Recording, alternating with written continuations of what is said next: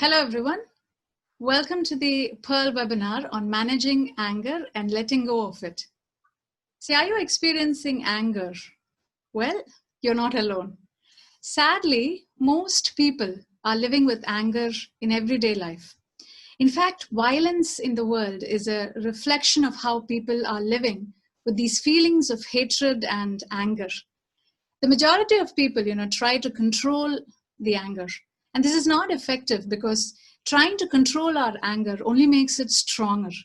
It is better to be angry than feeling repressed.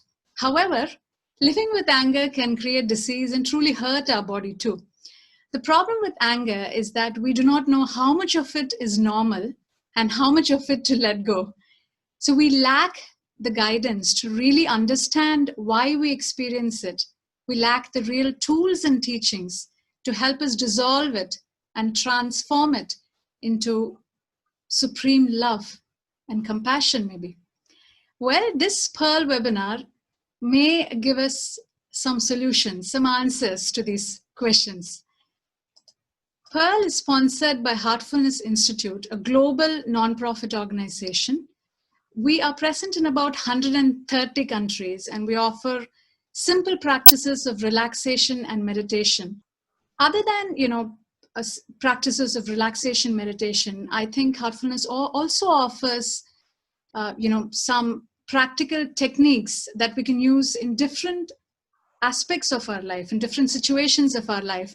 One such situation is anger. There's certain techniques that we can use in a practical way and try and, let go of the anger or dissipate it or even come out positive from it.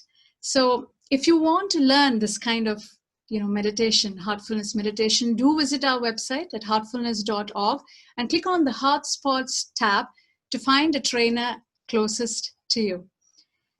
Pearl stands for Practical, Educational, Actionable, Rejuvenating Lifestyle Webinars. It's a monthly webinar series, and we're humbled to have some wonderful speakers like revered Choki Nyama Rinpoche, Dr. B.M. Hegde, Dr. Adizes, and many CEOs and entrepreneurs, professors, yoginis, students, just wonderful people coming and talking on very hot and happening topics. And they really offer, creative solutions to problems in life for our viewers. And we've been going on, for 4 years now, and we've reached a viewership about 60K with all the support of our audience, really. So we really wanted to thank you all for joining us again. And if you want to check out our webinars archives, you can visit our website, heartfulness.org, and click on the webinars tab there. Now, a quick housekeeping before we get started.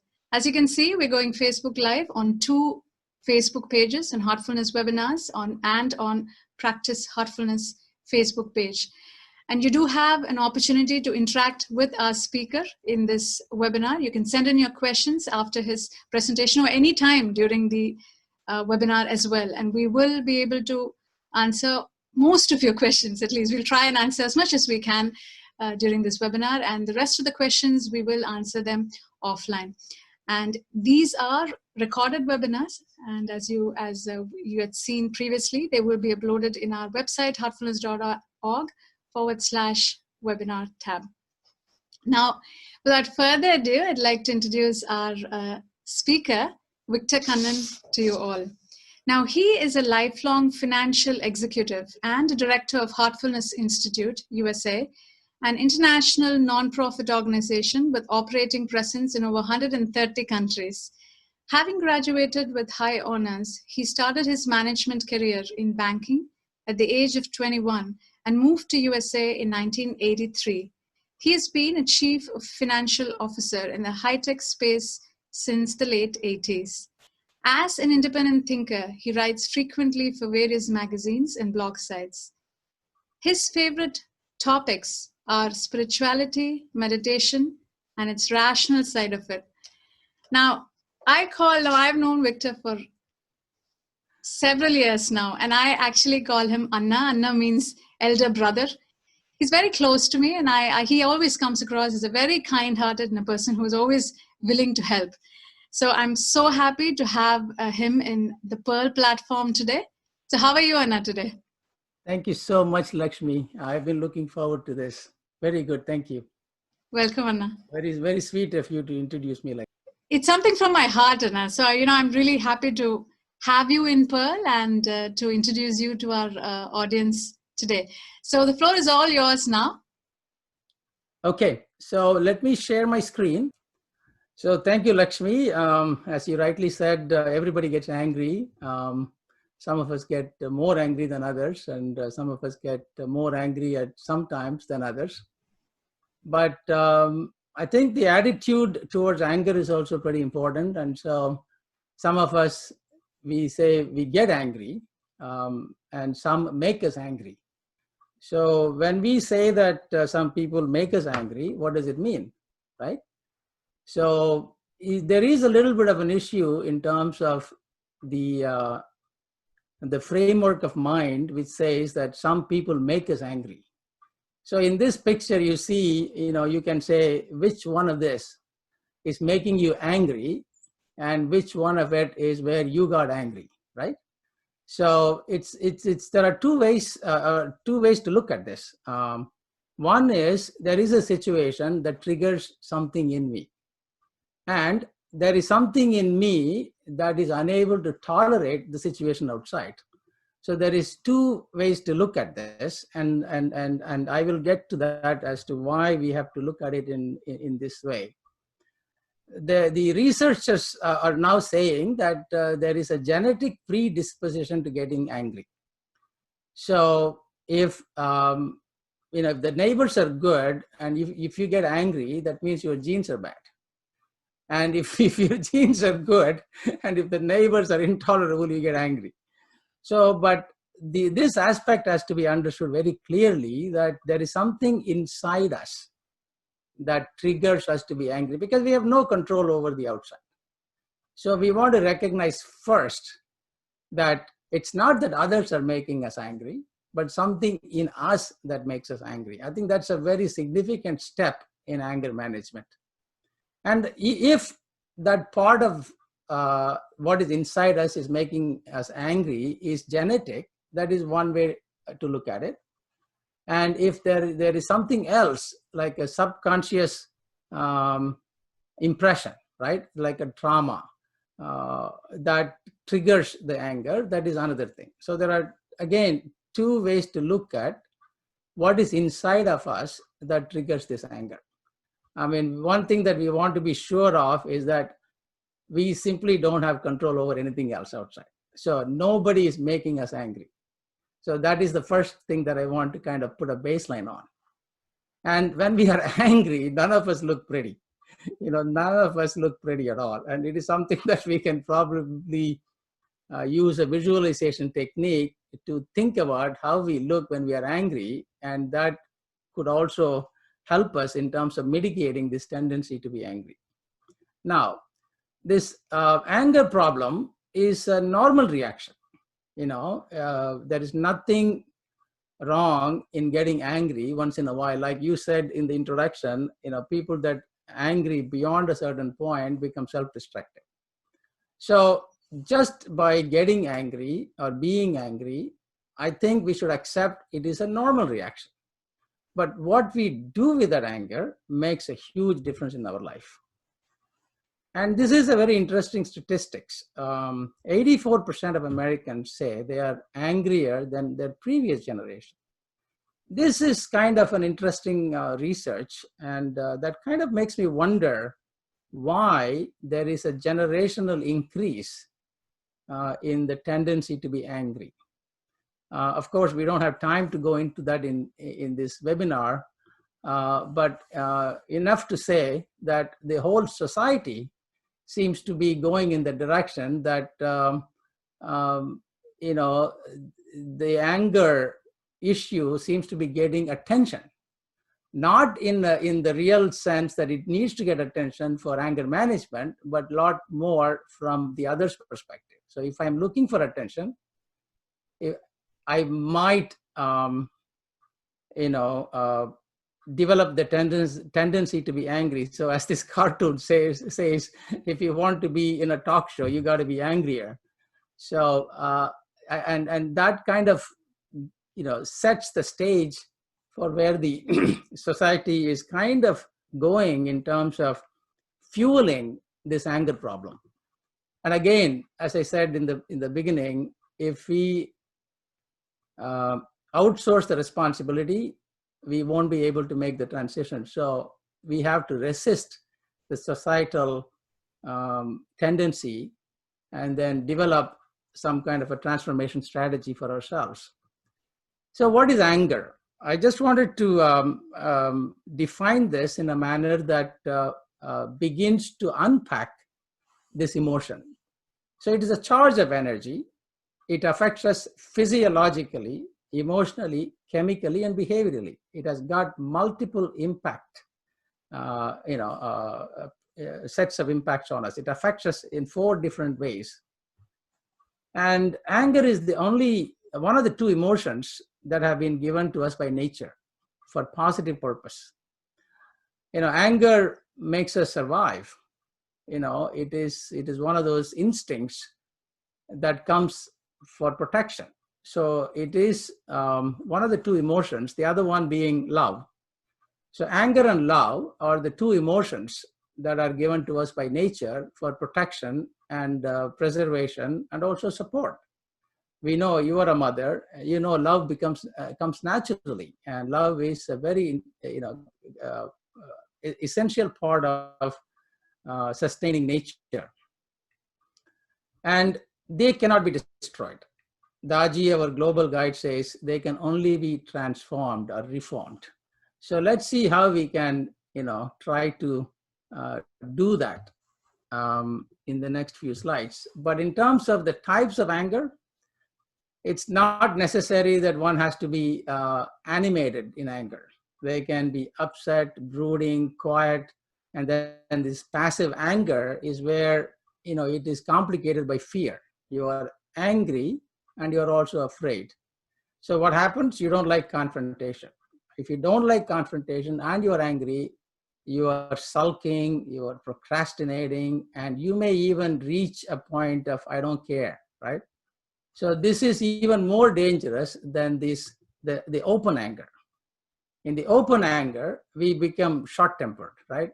We show our anger. We no longer suppress it. You mentioned, repression and suppression of anger being not good, which is the first type of anger, passive anger. The second type of anger is the open anger. But the problem with the open anger is, if it becomes too much, right, it becomes physical. You need to be able to control the temper. If it goes beyond a point and anger expresses itself in the physical outburst, there is also a disassociation that takes place in the brain. We will talk about it later. So when you are unable to control your anger and the anger becomes rage, and the rage temporarily disassociates your brain from being present in the moment, that's when you throw things, that's when you break things, right? That's when you say things, and it destroys relationships. It even destroys property, and it's a very dangerous situation. So the passive anger, destroys one's own self, and the open anger destroys things outside first, and then it comes back to the inside. But if at all we want to have anger as a tool, then it should be assertive anger. And this assertive anger is where you are present, you are under control, and you are aware, and you are being authentic as well. You are upset, you are authentic, you are communicating, you are assertive.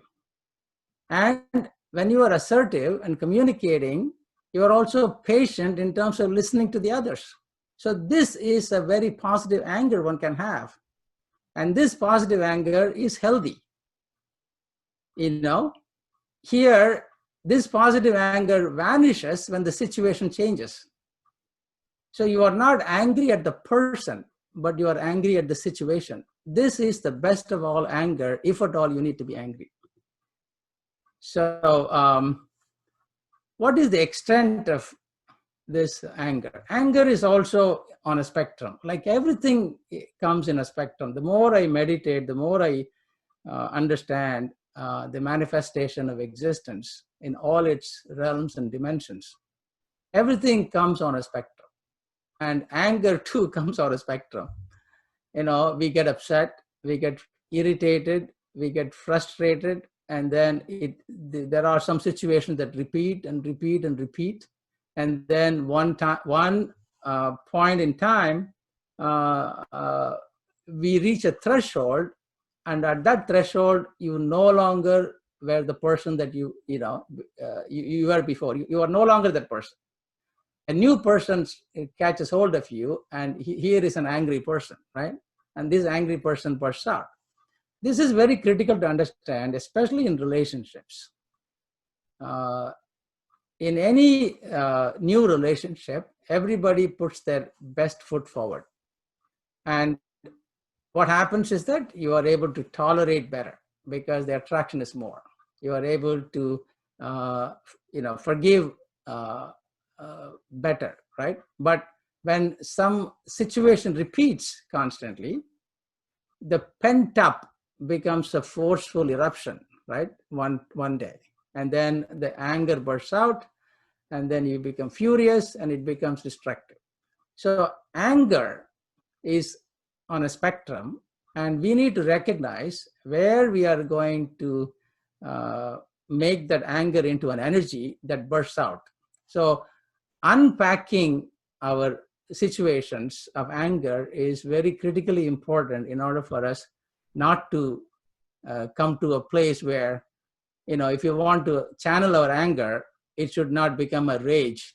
It should reverse itself, and then we should do something more constructive with it. I love that cartoon, by the way. Now coming to the physiological and neurological effects of brain, I would like to spend a little bit more time on this because people need to understand that anger that happens frequently, it is like episode, right? Several episodes strung together creates a permanent damage. And many times we don't realize that. And the anger affects two parts of the brain, the front part and the middle part, or the back part, the middle bottom, the hippocampus. So the prefrontal cortex, that's basically a place where, we reason, we have, a better judgment. And, and at times, because of the anger, the hormones that are secreted, the stress hormones, they affect the PFC in a bad way. So the elevated cortisol levels, they actually damage neurons. And because of that, the prefrontal cortex begins to get suppressed. And what is the result of it? It constantly affects our judgment. Suppose you are angry for a good cause and you continue to get angry frequently, eventually you will end up at a place where you begin to lose your sense of judgment. So it doesn't matter why somebody gets angry. They need to understand that frequent anger and also frequent intense anger over a long period of time will permanently damage the brain, and hence the functions relating to judgment, reason, and memory. Now, same thing happens at the hippocampus level. So the elevated cortisol also kills the memory cells. And so the short-term memory cells are destroyed. And when anger reaches a level of intensity and it becomes rage, and people reach a state of disassociation and lose a sense of presence, that's when they throw things, they say things, and they become extremely destructive. That is not rational behavior. why would anybody reach a level of irrationality unless there is a disassociation in their being present? They are absent. They are not present. And so the unfortunate part of the prolonged, episodes of anger is that too much cortisol is, triggered, that affects the PFC as well as the hippocampus, that begins to take us towards a place of improper judgment, loss of memory.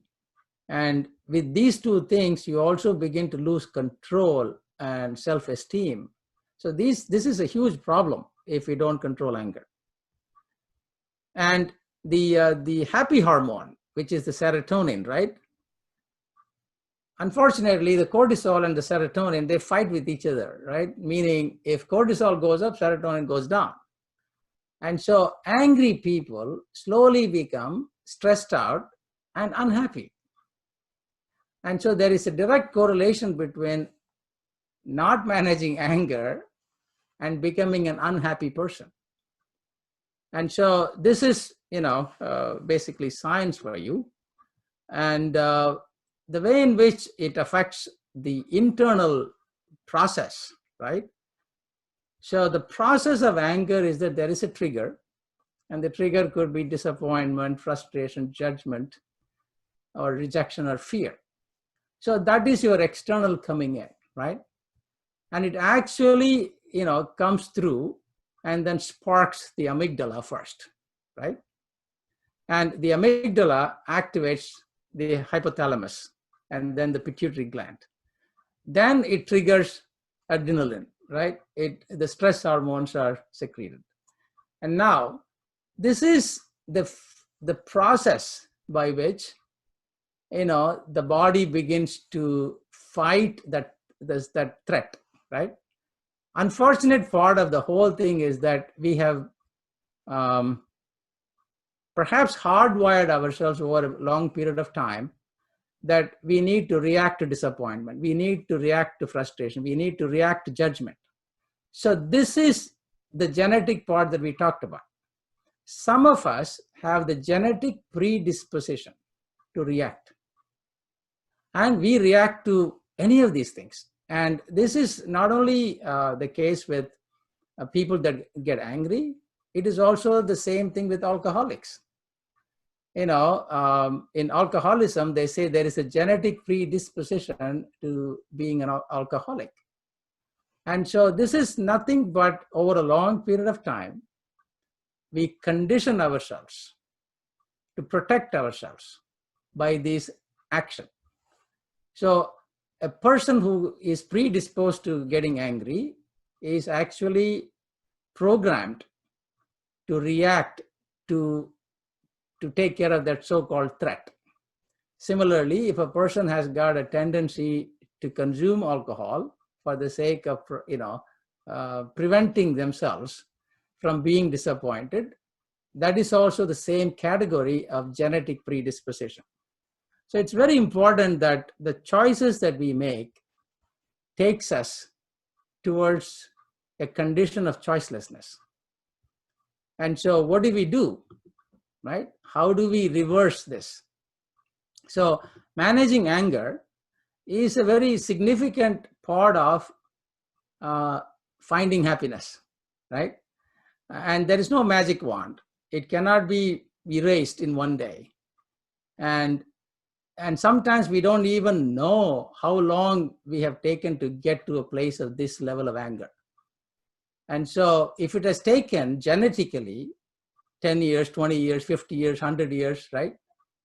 Then how can we reverse it very quickly? But I think there is hope. There is definitely hope because we have become angrier over a period of time without much of cognition. So if you want to reverse it with cognitive restructuring, it is easier, faster to reverse it than to have succumbed to it over a long period of time. So cognitive restructuring becomes critically important in terms of managing anger, reversing the angry tendency, and finally getting to a place of normal being, right? And what are the two aspects of cognitive restructuring? Changing the way you think. Don't look at every rope as a snake. I think we should make a mistake of looking at a snake as a rope. Change the way you think, right? And also become logical. I always think that the use of probability helps a lot. For example, is it possible for us to get struck by a lightning? Yes, of course. And if there is lightning and thunder and rain, if you think of the possibility, you will not go enjoy the rain. But what is the probability? The probability is a lot less, which is minuscule, right? And so if we use logic, we will be able to defeat anger. And we also need to solve problems, right? What are the triggers of this anger, right? The triggers of the anger are mainly the annoyance, right? Let us say. So we got to solve the problem. We have to solve those little things that annoy us. And that is communication, right? You have to be able to go and communicate very clearly, empathetically, right? Putting your point across, and at the same time be willing to listen to other person's perspective. So better communication. And also changing the environment. Sometimes you get irritated, again, because of the things that you don't have in your control. So it could be that, in a relationship, one person may want the temperature to be at 68 degrees at night, the other person may want it at 72 degrees at night. Okay, how do you solve this problem? Get extra blanket, right? Changing little things around you would go a long way in terms of and also it's responsibility. If you are taking responsibility, you are changing the environment that you can, right? So acceptance is responsibility, and also doing things is responsibility. Changing the things that you can change is responsibility. So anybody who is having this anger problem, they can even counter it with asking themselves, how responsible are they in terms of letting the trigger the anger, right? And even silly humor goes a long way. I'm reminded of Mullah Nazruddin's story. He comes home drunk very late one day at 3 a.m, and his wife is so upset. And then she was wondering, she was really very angry, and she was asking him, where the hell have you been? And so Mullah kind of became sober at 3 a.m. a little bit as he was coming home. And so he was telling his wife, I went to see a sick friend of mine, right? So he was extremely sick. So I felt bad for him. So I stopped by at his place. And so it took some time for me to leave. And so I'm sorry, honey. So his wife was still, upset, but she was okay. Mullah is a nice man, and it's courteous to go and visit a sick friend. So she asked him, so what's his name, right? So Mullah said, oh my God, what is this now? So he thinks a little bit and then comes up with his answer that, honey, he was so sick that he forgot his name. So, with that, he kind of laughed and, moved on. So sometimes the silly humor, right, kind of takes care of some of this humor, this angry situation. So sometimes we shouldn't take things seriously. And but again, using humor is really a very tricky thing. Sometimes humor can irritate even more than not. So now I want to come to a deeper question, Lakshmi. This is, I think, it is the crux of making the shift. And this question, if the viewers can ask themselves, right? This is not only a question to take care of anger problem, but any other problem that they may have, any excess, right? They may have. So what does your mind identify with? right? There is a huge both philosophical point to it as well as scientific reason behind this.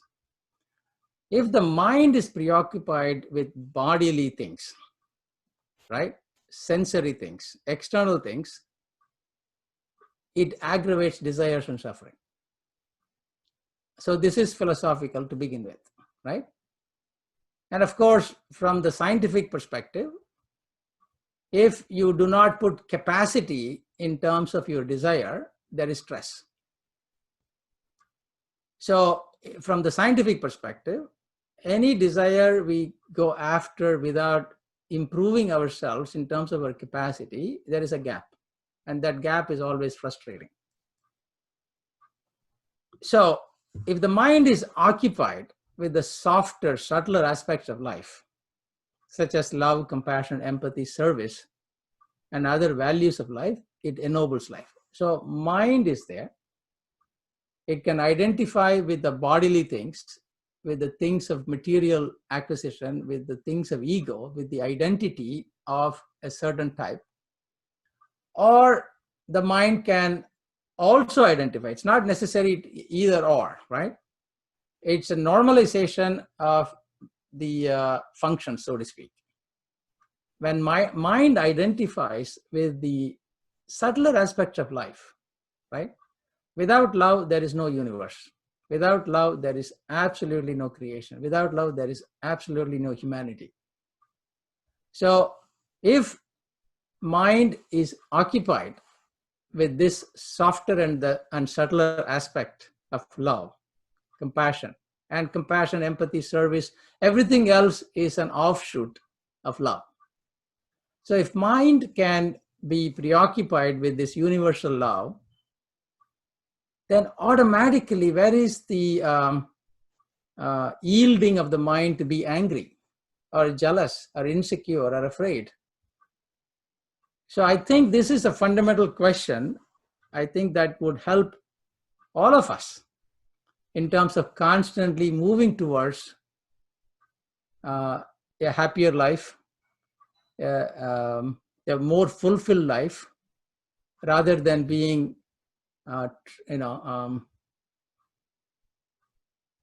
affected by everything else that is negative, right? When I was in high school or something like that, I think a teacher, he asked, he just, made this thing and he put a big line on the blackboard, right? And then he asked this question: how do you make this line smaller without erasing it? And of course, everybody was, speechless, right? I mean, how can you make it smaller if you don't erase it? So he drew another big line next to it, and I'm sure many of the viewers would have heard about this story. He made a bigger line, and automatically this line became smaller. So many times when we have an aspirational goal, all of the things that are bothering us become smaller. Not that we should ignore the small things in life, not at all. But we need to understand what are small things, what are simple things, and what are petty things, right? And then we need to be able to associate our mind with something aspirational, right? Something bigger than ourselves, something that gives us a constant movement in life, right? We are dynamic, we are not static. And then mold our life consistent with that aspirational goal.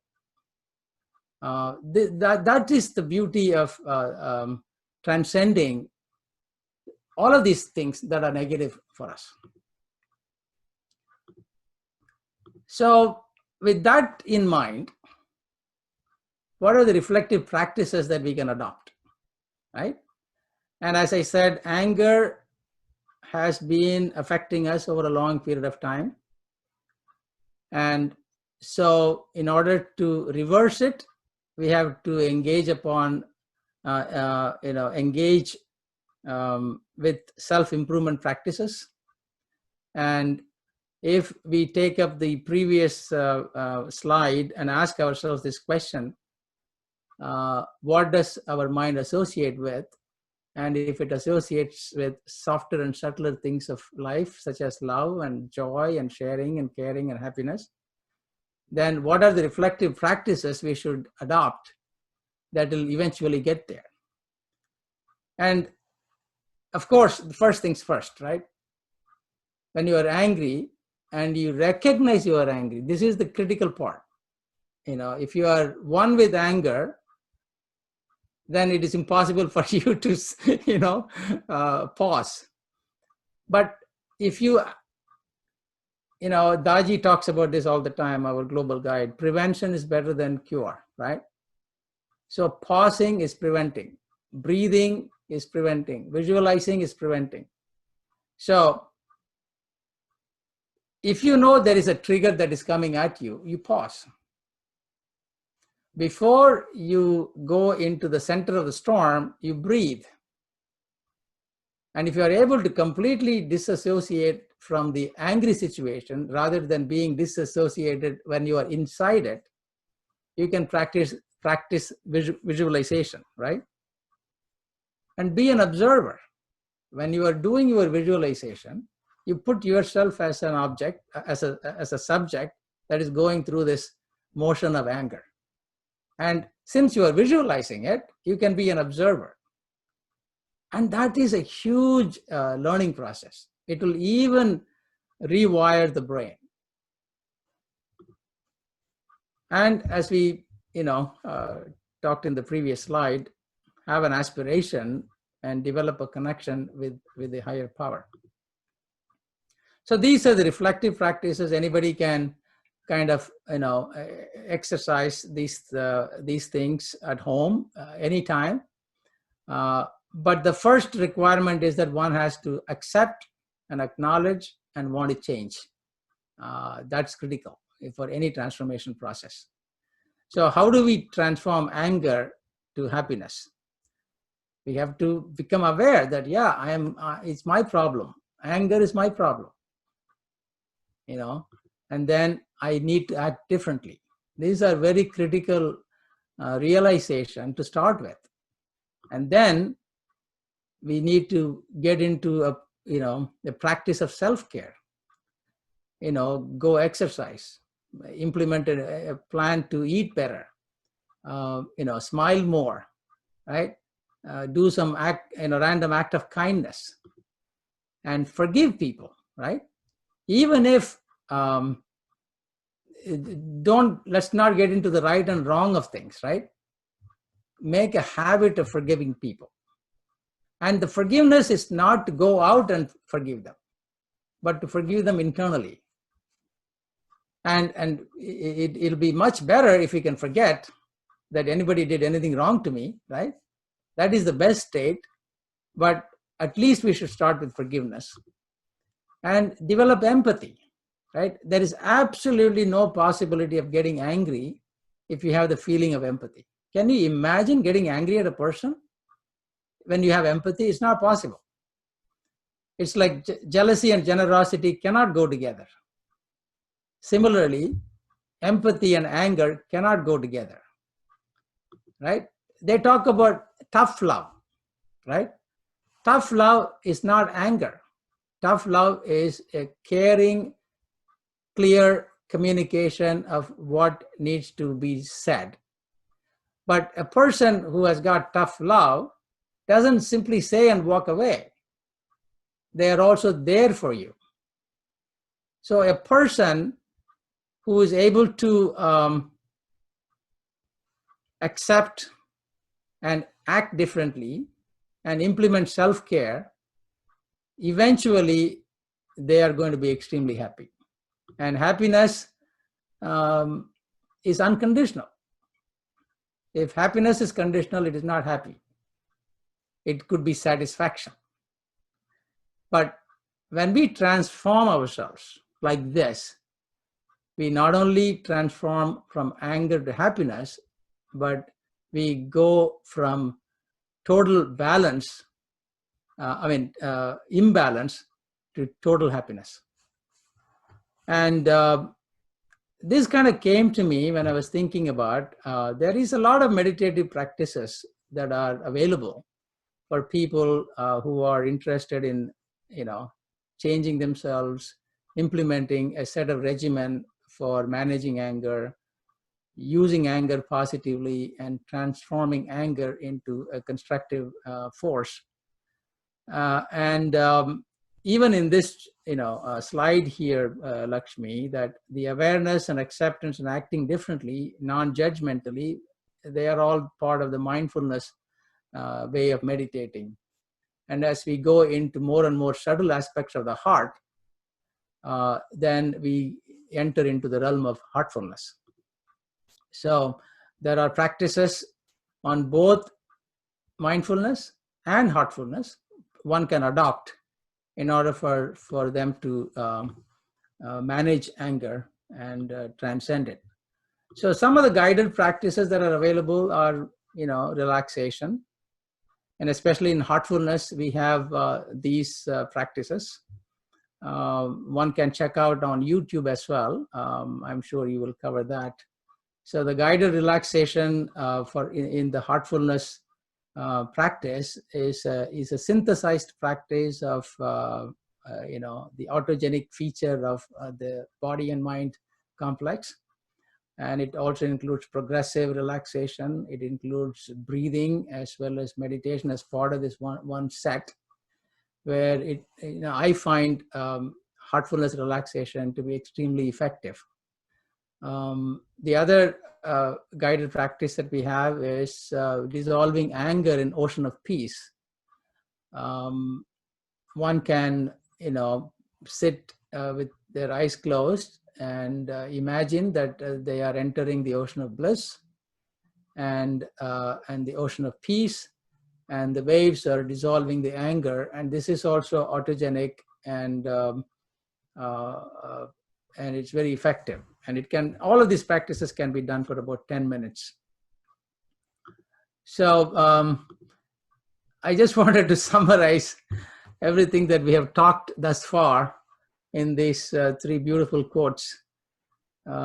This quote is assigned to Buddha. Holding on to anger is like drinking poison and expecting the other person to die. It is said of Lord Krishna also saying this to Radha. When Radha asked Krishna, what is anger? And Krishna answered in similar lines, that it is like,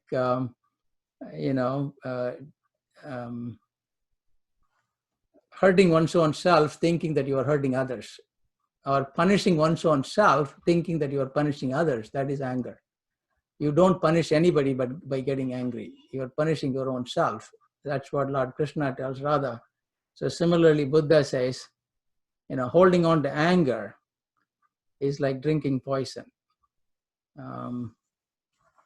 And Confucius says, when anger rises, think of the consequences, right? There is absolutely no good consequence that comes out of anger, especially when it is out of control. And this one, a Chinese proverb, if you are patient in one moment of anger, you will escape 100 days of sorrow. Because regret is longer than the momentary outburst. So, with that, we should probably take some action, right? When my boss asked me to take an anger management class this year, I told him I am angry enough with management as it is. So, not only, one doesn't want to take action, one is also confused about what it is that they're supposed to do. So that's what anger does to one person. It confuses them. So Lakshmi, so if you like, we could perhaps do some, at least one of those practices that we kind of talked about. Definitely. Guided practices. Absolutely, yeah. So let's see, what we can do is we can do this one, which is introspection as well as connection. This can be done at night. There is this saying that never ever go to bed angrily. So don't go to sleep angry. So you must resolve everything before you hit the pillow. So I thought it'll be appropriate for us to do a 10-minute introspection and inner connection. Okay. So this can be done at night, either on the bed before going to bed, or they can, if people have a meditation room or a meditation space, which I highly recommend they do, they can go there, sit, and then go to bed. So what I'm going to do is gently close my eyes, and the audience can do the same thing. Please close your eyes gently.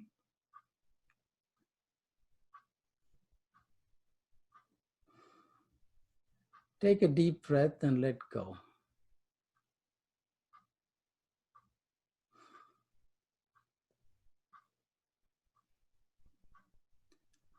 We are going to breathe normally throughout this session.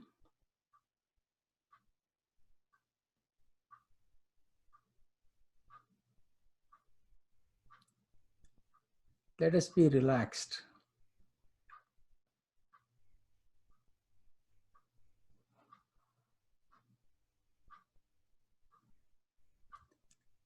Let's bring our attention to the heart with the idea that we are going to introspect non-judgmentally.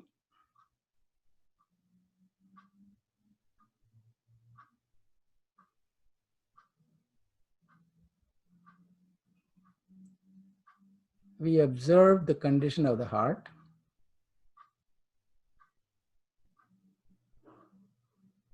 and generate peace and calm in us.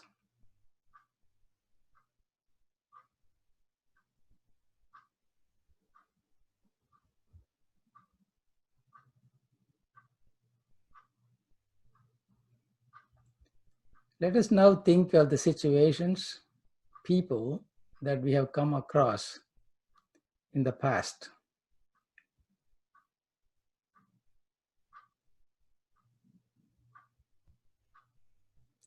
Especially those things that cause us anger.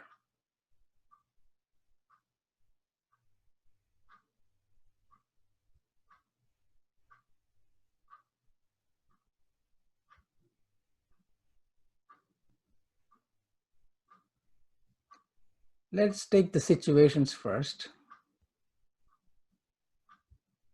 and think of one situation in which we could have behaved better or differently.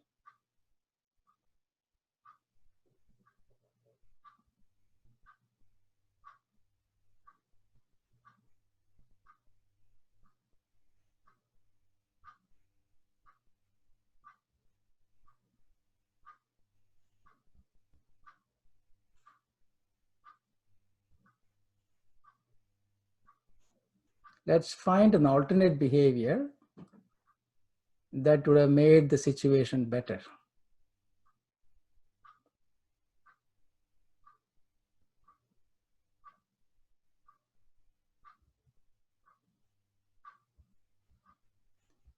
Let us think about that alternative again.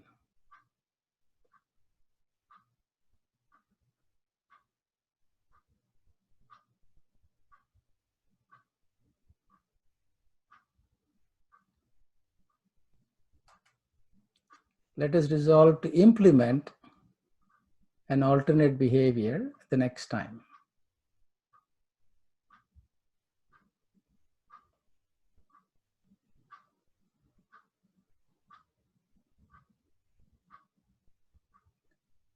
Let us now think of the people that have caused us to be angry.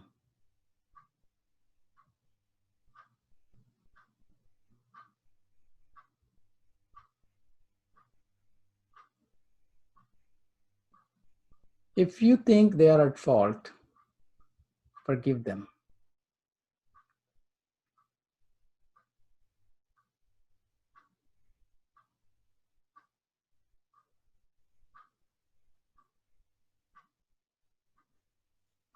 If you think you are at fault, forgive yourself.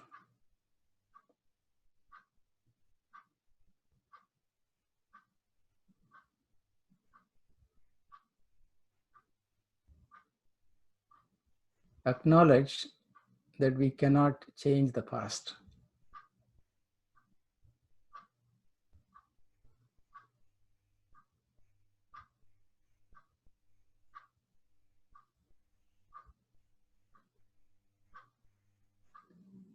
Let us resolve not to blame anyone or anything for our anger.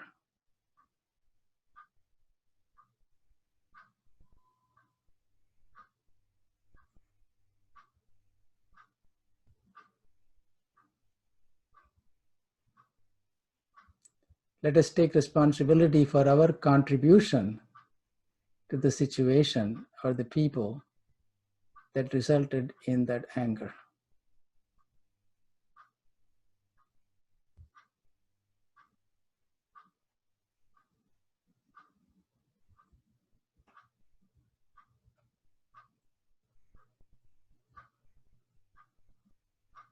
Let us now invoke a higher power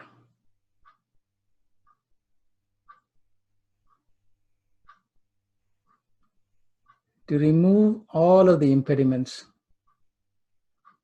and the blockages that we have in our system.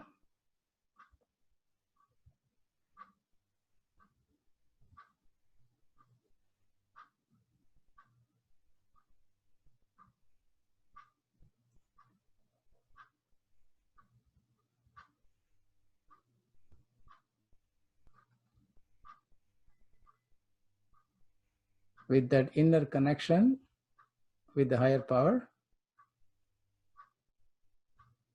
we resolve not to repeat any mistakes,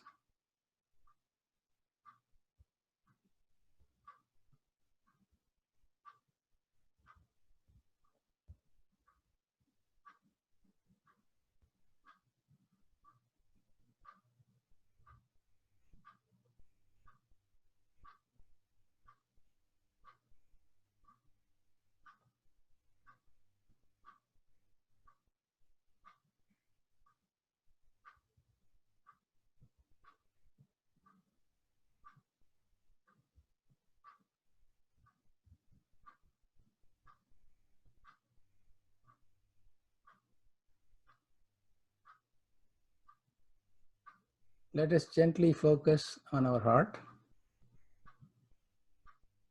with the idea that the source of light is within.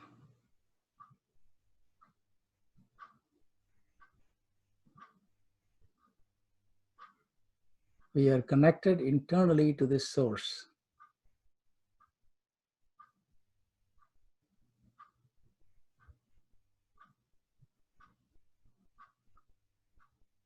And this connection is giving us love, joy, and balance.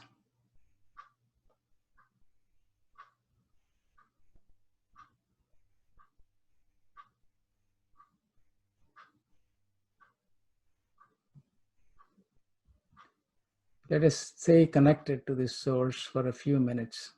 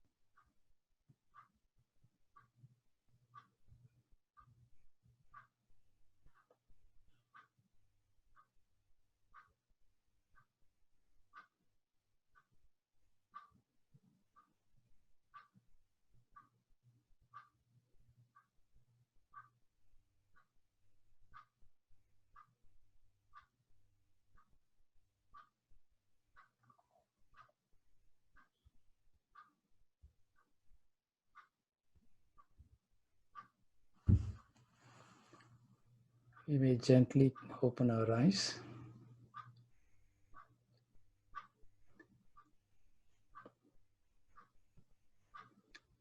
And this is the practice you are doing at night. You can sleep with gratitude and joy in your heart.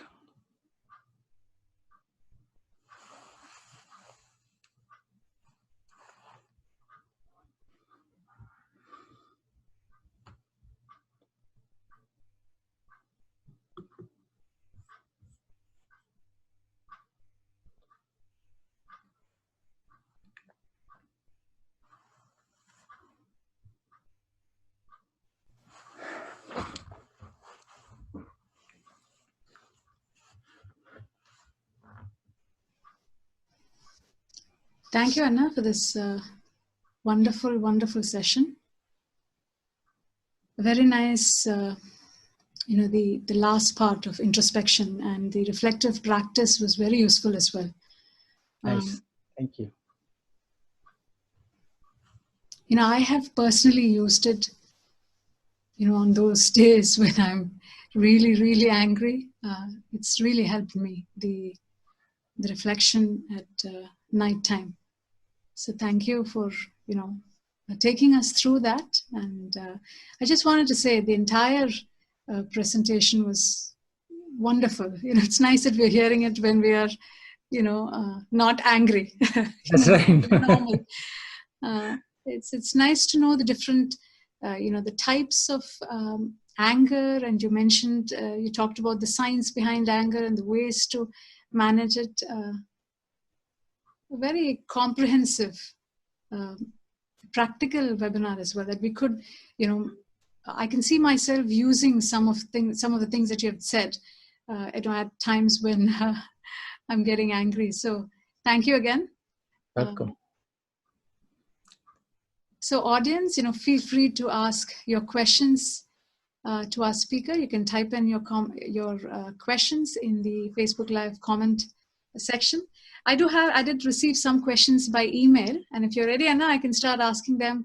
Yes, first. please. Yes. Okay. Now, this is a question from Ramina. So she's asking, I feel guilty after rising anger. How do I now deal with guilt?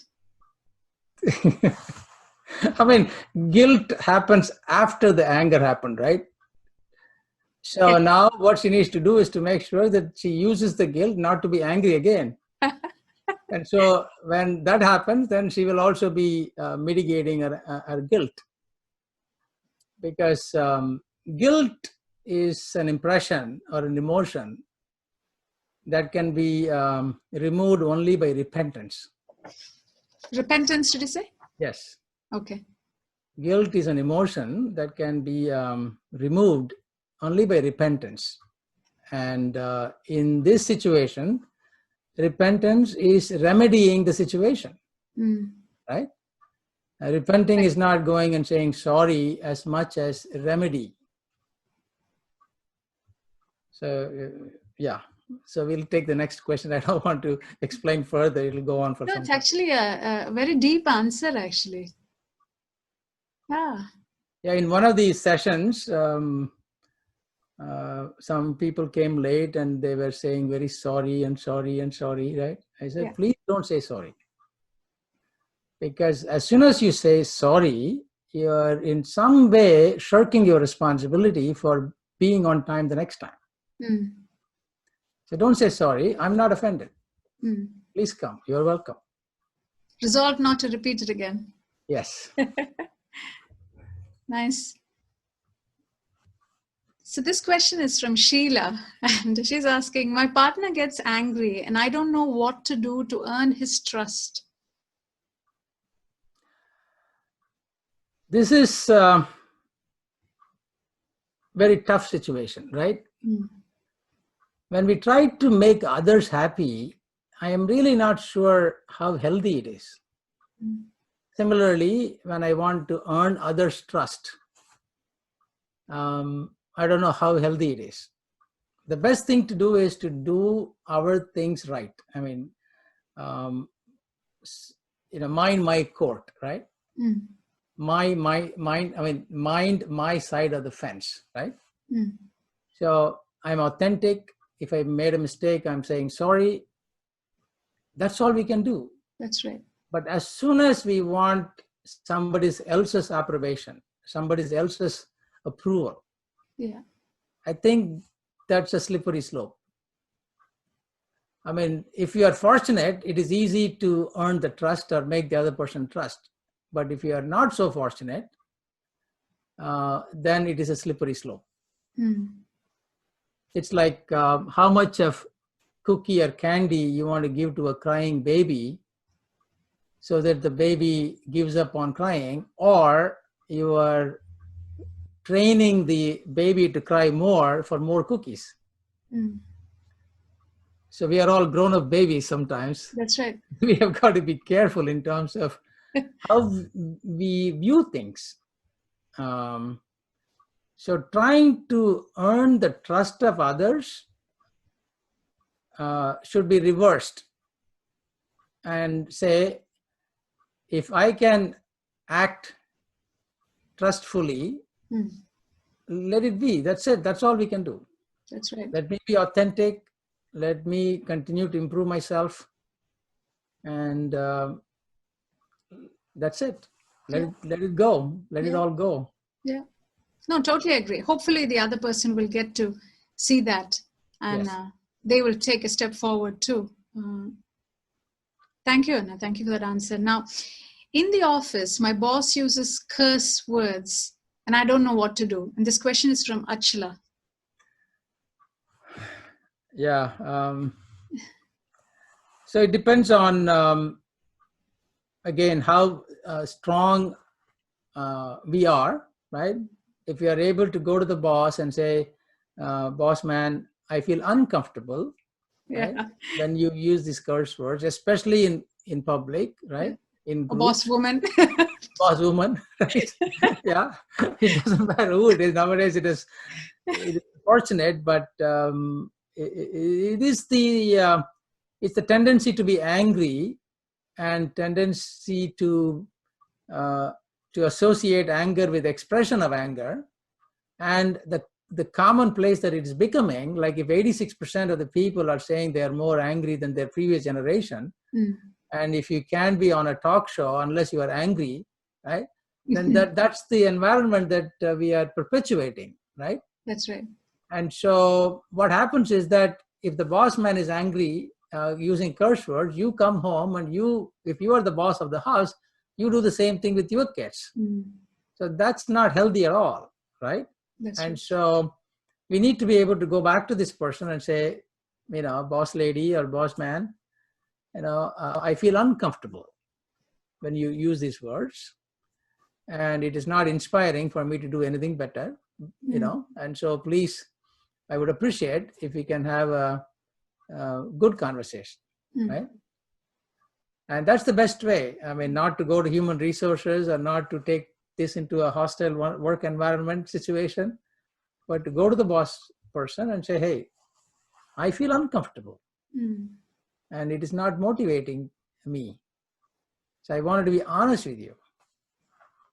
So, and at the same breath, if we have any responsibility for the situation, right, we must be able to say, I'm sorry, I goofed up on this. I'm sorry, I was late for this assignment. I'm sorry, I was late on that day. I'm sorry, I missed that meeting. So you can lead with that apology if there was any error or mistake on our part. Beautiful, Anna. Beautiful answer. Covering really both sides. Not just thinking, from the other person's perspective, but also trying to see what we can do from our side. Right. And not taking action is a problem. That's when you are repressing yourself, right? Yeah. And unfortunately, that always shows up downstream, in a different environment.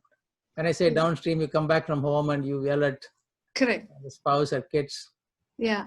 In fact, there was one question from Dilip, in connection with family. Does a role of family background and emotional intelligence act as a predictor of anger, negative effect in young adults? I know you mentioned in one of the ways to manage anger, good communication, Right. and emotional intelligence also, isn't it? Plays a role in managing our anger. Absolutely. Absolutely. I mean, anger is an emotion. Yeah. And, no angry person ever looked smart. Yeah. Yeah. So if you want to counter that bad emotion with unintelligent expression of being, Yeah. you got to create emotional intelligence. So that's how it works. Very nice, humorous answer. I like that.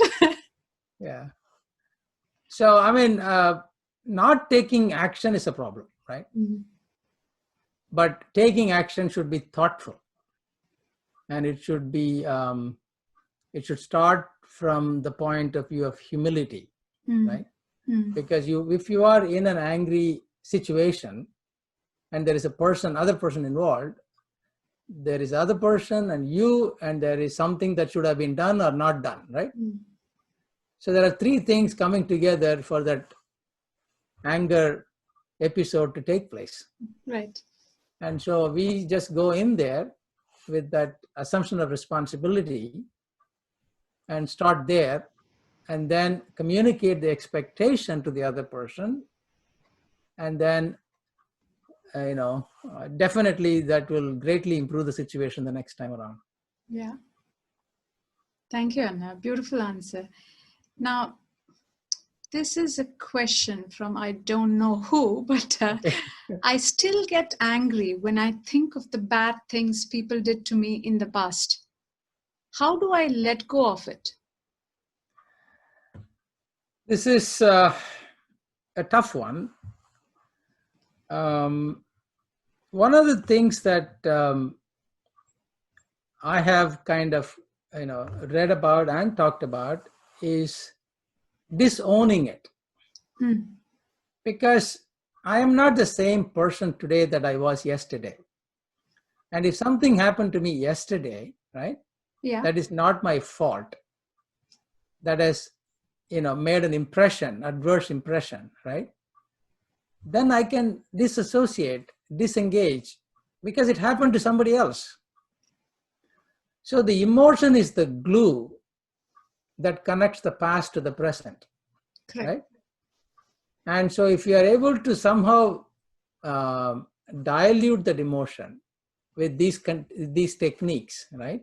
I mean, there are yogic techniques, there are meditative techniques, there are rewiring techniques of the brain. But apart from that, the simple way to understand this is that I want to melt the glue that is holding the past to the present, right? And the glue is the emotion. I want to melt it, right? So how do I melt it? Many techniques. Disengage. It happened to somebody else, not me. I am in a better position now. Let me be grateful to the current, better position that I am in, right? Forgive that person. So disengaging, forgiving, being grateful for the present, all of these simple techniques would kind of, melt the glue. But if you are fighting hard directly, as if you can take an eraser and erase it, it won't work. No, true. Well said, actually. It's a very deep answer. And I'm just thinking as you're, saying that it's a very sticky thing, but being but especially people that have childhood trauma, for example, Lakshmi, and, what choice do they have, right? Yeah. And it is probably more common than we know or we hear about. That's right. And culturally, some cultures are fortunate that they kind of let it go. In some other cultures, they hold on to things, right? For whatever reason. And so the best way to, to deal with it is think of this as if this emotion is the glue, right? You have to dilute the glue, melt the glue. And these are the techniques. Thank you, Anna. In connection with children, there was one question that I wanted to know your answer, and it is, My teenager has recurrent anger outburst. How do I manage that?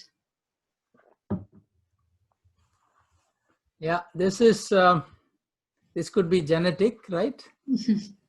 Um, so this is tricky. And I find love is the solution. And people need to understand what it is, right? It's not just giving whatever the kid wants is love, right? True. Love to manifest in a constructive way in others' life, there is also need for wisdom. And so the parent will have to think about what is the combination of how to deal with the teenager. Actually, there is a story, fence story. I'm sure people have heard of this. A teenage boy he gets angry all the time. And so the father tells him that, son, if you want to manage your anger, what you do is that go and drive the nail on the fence, right? So the father gives a bunch of nails to the son and say, okay, every time you get angry, you go and do this. Yeah. And so he gets tired of driving the nail on the fence. And then after 2 weeks or so, he says, Dad, I'm not, I thought about it. It is more painful to hit the nail on the wall than to let go of anger. And then father says, okay, now I'm going to tell you one more thing. Every day you don't get angry, you pull the nail out. Yeah. So after a few weeks, he pulls all the nails out and the father comes back and tells him, great job, son. And now look at the fence. There are so many holes, right? Yeah. So if you get angry, you create irreversible situations. True. So I think wisdom and love are the two instruments in terms of a parent helping a teenager recognize that anger is a problem. Yeah. And you don't reward anger. I think it's very important for the parents not to reward anger. And that's a weakness of the parent, right?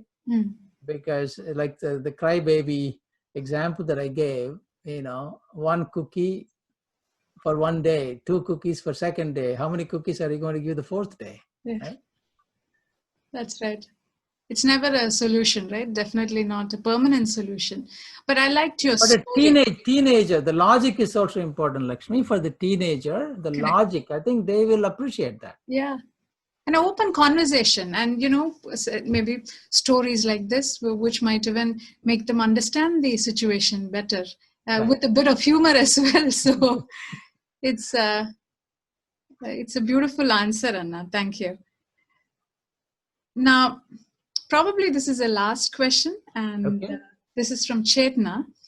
Yeah.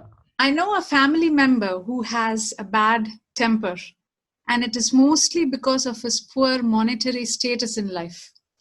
Now, according to him, he's not where he needs to be in life, and that creates frustration in everything he does. Now, what to advise such a person? Again, it's a lack of acceptance of the situation is what making that person angry. But how can you make the other person accept? And so, sometimes we reach a point that they need to go for counselors or psychologists or therapists to be able to openly talk about these things, to resolve these things, right? And one can start meditation, mindfulness techniques are there, heartfulness techniques are there, so they will help. Yeah. But any condition, whether it is health or money or relationship, it's all kind of things that we are in the middle of. And so we have to resolve them, right? When we say resolve them, it is not that our expectations should be met. It is a resolution of the situation that could be a combination of acceptance, right sizing, the components of the situation, right? Mm. You know, if there are more people involved, again, it's communication.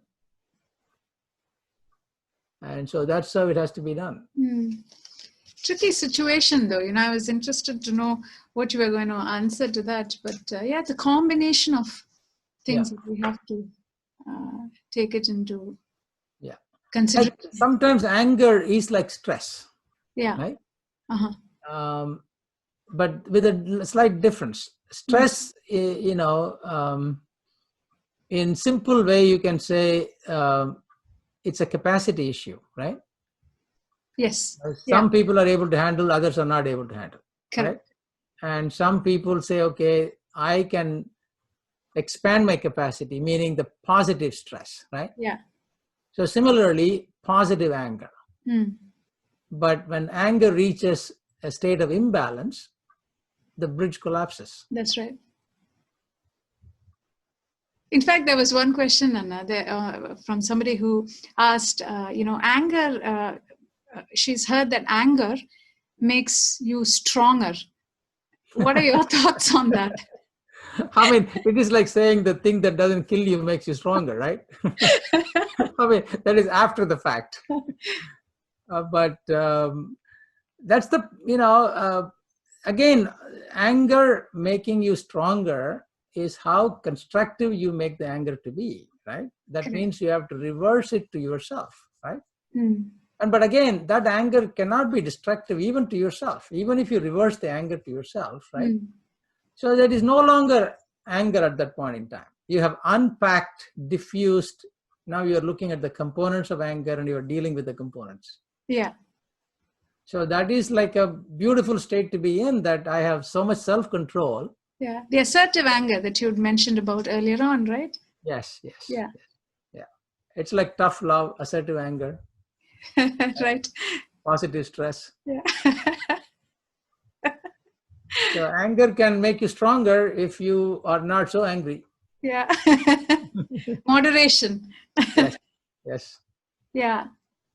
But thank you, Anna. Beautiful, you know, beautiful questions from our audience and lovely answers, a great interaction. You know, I thoroughly enjoyed this webinar and I think it was useful to our audience as well. Any last words for our audience?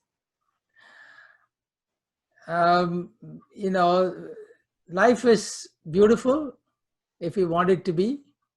So it's a matter of choice, right? Every day, you know, we are dealt with a lot of situations, a lot of challenges. Mm-hmm. And I think we begin to develop the art of managing life by, you know, taking a positive attitude and gaining some small victories. I think it's going to be very important. Small wins makes us very confident. And that is a beautiful journey to be on. And I wish the same for everyone as well. You know, I think every moment we are having this rage or uncontrollable anger, I think we are losing that beautiful time to lead a fulfilling and a happy life. So, you know, as you rightly said, life gives us so many opportunities, and I hope we become more, you know, let go of our anger, become more positive, and use it for our own self-transformation. So with that, you know, I'm going to heartfully, you know, thank all our audience for joining us today, and thank you, Anna, for you know, coming on this Pearl platform. It was a beautiful session, and you know, lovely to have you with us. Thank you so much. I thoroughly enjoyed it. Thank you. Namaste. Namaste. Good day, all. I hope to see you all in our next Pearl webinar. Until then, take care. Bye for now.